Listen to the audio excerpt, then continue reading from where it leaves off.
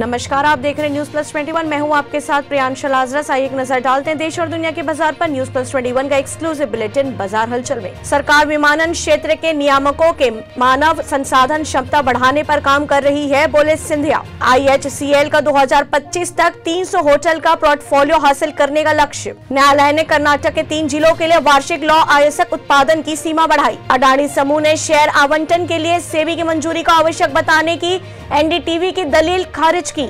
शुरुआती कारोबार में अमेरिकी डॉलर के मुकाबले रुपया 6 पैसे बढ़कर 79.86 पर पहुंचा। महंगाई का नौकरी बाजार पर असर नहीं, पहली तिमाही में नियुक्ति गतिविधियां 29% बढ़ी। हैकर से बचाने वाली कंपनियों की चांदी, करोड़ों रुपए ले रहे ब्लॉकचेन ऑडिटर। निफ्टी नहीं पार करेगा 18,400 का लेवल। IT इंडेक्स तोड़ेगा जून का निचला स्तर। टाइटन ने हिट किया 4 महीने का हाई, विस्तार योजना ने भरा जोश। ऑनलाइन गेम्स में जीती रकम पर नहीं चुकाया टैक्स तो लगेगी पेनाल्टी।